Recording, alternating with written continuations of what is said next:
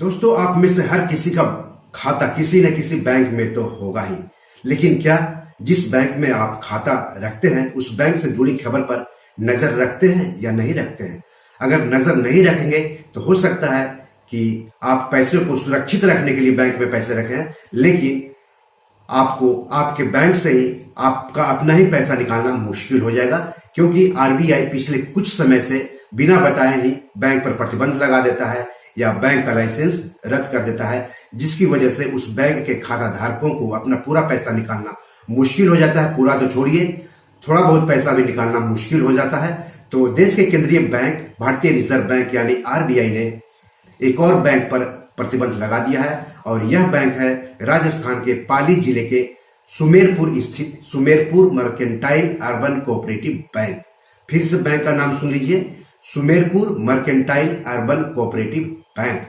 तो इस बैंक में अगर आपका खाता है तो आप इस खबर को हल्के में लेने की गलती मत कीजिएगा। इस प्रतिबंध से आपको क्या नुकसान होने वाला है, ये जानने के लिए इस एपिसोड को शुरू से लेकर के अंत तक देखिए। तो पहले हम खबर बता देते हैं, फिर इस बैंक के खाता धारकों को इस प्रतिबंध से क्या नुकसान होगा उस पर चर्चा करेंगे।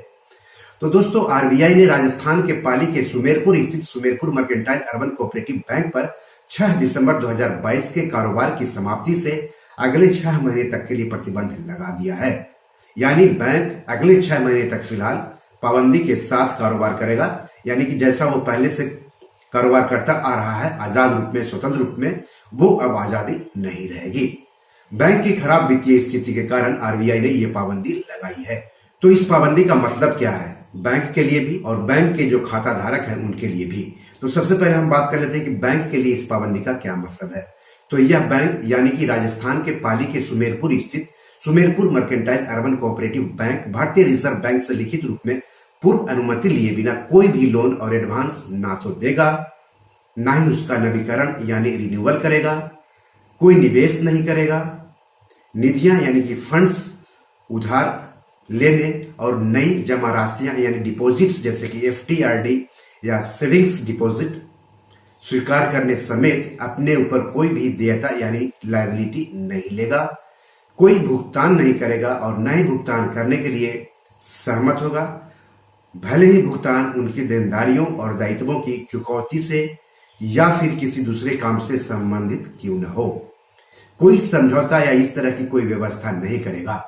इसके अलावा बैंक अपनी किसी भी संपत्ति या आस्ति यानी एसेट्स को न तो बेचेगा, न अंतरित यानी ट्रांसफर करेगा और न ही उसका निपटान यानी सेटलमेंट करेगा। रिजर्व बैंक के इन निर्देशों के बाद सबसे बड़ी आफत Sumerpur mercantile urban cooperative bank के जमाकर्ताओं यानी जिनका वहां पर खाता है उन पर आ गई है। कैसे आई है वो भी जान लीजिए। तो जमाकर्ता अब प्रतिबंध की तारीख से फिलहाल 6 महीने तक कुल शेष जमा राशि में से एक भी पैसा नहीं निकालेंगे। यानी बैंक में आपका जितना भी पैसा है आप एक भी पैसा नहीं निकाल सकेंगे फिलहाल अगले 6 महीने तक के लिए। भले ही बैंक में आपका बचत खाता हो, एफडी हो, आरडी हो या चालू खाता या कोई और खाता हो, और उन खातों में कितना भी पैसा क्यों न जमा हो। हालांकि जमाकर्ता ने अगर बैंक से लोन लिया है तो उसकी बचत जमा राशि में से लोन की ईएमआई चुकाई जा सकती है, लेकिन ये भी शर्तों के अधीन होगी। हालांकि आरबीआई ने यह भी साफ कर दिया है कि इस प्रतिबंध का मतलब यह नहीं लगाया जाए कि बैंक का लाइसेंस रद्द कर दिया गया है। यानी बैंक का लाइसेंस अभी रद्द नहीं किया गया है। बैंक की आर्थिक स्थिति खराब है और बैंक को अपनी आर्थिक स्थिति सुधार करने के लिए समय दिया गया है प्रतिबंध की अवधि के दौरान। आने वाले दिनों में अगर बैंक अपनी आर्थिक स्थिति सुधार लेता है तो प्रतिबंध हटाया भी जा सकता है, और बैंक अगर आर्थिक स्थिति को सुधार नहीं करता है तो आगे और मौका आरबीआई दे सकता है बैंक को आर्थिक स्थिति सुधारने के लिए, तो प्रतिबंध की अवधि बढ़ाई भी जा सकती है। लेकिन अगर आरबीआई को यह लगता है कि बैंक अब आर्थिक स्थिति को सुधारने के लिए एकदम नाकाम है, सुधार नहीं सकता है, तो हो सकता है कि बैंक का लाइसेंस आरबीआई रद्द भी कर दे। तो अगर बैंक का लाइसेंस आरबीआई रद्द करता है तो इस बैंक में जिनके खाता है उनको 5 लाख रुपए तक मिलने की उम्मीद रहेगी, भले ही बैंक में कितना भी पैसा उनका क्यों न जमा हो।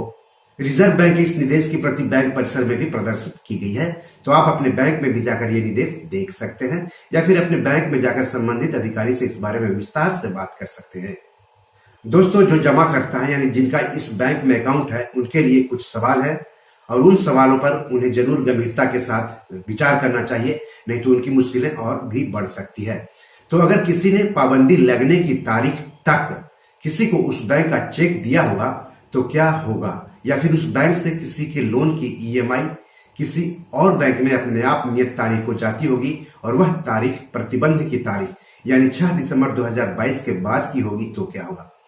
तो इन दोनों मामलों में ग्राहक को सतर्क रहना होगा। या तो चेक को तुरंत रद्द कर दें और किसी दूसरे बैंक में फटाफट खाता खुलवाकर वहां का चेक दे दें, वरना उस बैंक का चेक बाउंस हो सकता है और जुर्माना देना पड़ सकता है। अगर किसी की ईएमआई उस बैंक से अपने आप जाती है तो जिस बैंक में ईएमआई जाती है वहां जाकर संपर्क करें और अपनी समस्या बताएं और ईएमआई चुकाने की कोई वैकल्पिक व्यवस्था करें, जैसे किसी दूसरे बैंक में खाता खुलवाकर वहां से ईएमआई का भुगतान करें या फिर नियत तिथि से पहले चेक के जरिए ईएमआई का भुगतान कर दें, नहीं तो डिफॉल्ट हो सकते हैं यानी मुश्किलें और भी बढ़ सकती है। दोस्तों, पिछले कुछ समय से लगातार सहकारी बैंकों पर प्रतिबंध लगाए जा रहे हैं या उनका लाइसेंस रद्द किया जा रहा है। इस तरह के ज्यादातर बैंक हालांकि महाराष्ट्र के हैं, लेकिन दूसरे राज्यों के भी सहकारी बैंक पर प्रतिबंध लगाए जा रहे हैं, उसका लाइसेंस रद्द किया जा रहा है। इसलिए किसी भी सहकारी बैंक में जिनका खाता है या जो सहकारी बैंक में खाता खुलवाने जा रहे हैं, उन्हें ज्यादा सतर्क रहने की जरूरत है, क्योंकि पैसा आपका है और आपका पैसा आपके ही काम आए तो ज्यादा बेहतर है। कुल मिलाकर कह सकते हैं कि इन दिनों बैंक में पैसा रखना काफी जोखिम भरा हो गया है, रिस्की हो गया है। ना जाने कब कौन सा बैंक डूब जाए, ना जाने कब किस बैंक का लाइसेंस आरबीआई रद्द कर दे, ना जाने आरबीआई कब किस बैंक पर प्रतिबंध लगा दे और उसके बैंक खाता धारकों को पैसे निकालने पर लिमिट लगा दे, कहना मुश्किल है। आरबीआई है, सरकार है, वित्त मंत्रालय है, लेकिन फिर भी बैंक में रखे अपने पैसों की सुरक्षा को लेकर आप सतर्क रहें, क्योंकि आपके पैसों पर लुटेरों की नजर है। कब कौन पैसा लूट कर भाग जाए कहना मुश्किल है। जब आपका पैसा लूट जाएगा तो पछताने के सिवाय आपके पास कोई विकल्प नहीं रहेगा। कई बैंकों के ग्राहकों के साथ ऐसा हो चुका है। तो बी योर मनी मैनेजर में आज इतना ही। अगर इस खबर के संबंध में या पैसों से जुड़े कोई सवाल हो तो कमेंट बॉक्स में जाकर जरूर हमें बताएं। ये एपिसोड आपको कैसा लगा, अच्छा या खराब, जैसा भी हो हमें बताएं, हम इसका स्वागत करेंगे। इस चैनल को आप लोगों के लिए और कैसे बेहतर बना सकते हैं उसका भी सुझाव देंगे तो अच्छा रहेगा। और सबसे बढ़कर अभी तक अगर आपने इस YouTube चैनल को सब्सक्राइब नहीं किया है तो जल्दी से कर ले, क्योंकि पैसों से जुड़े हर सवाल के जवाब यहाँ दिए जाते हैं आपकी भाषा में आसानी से।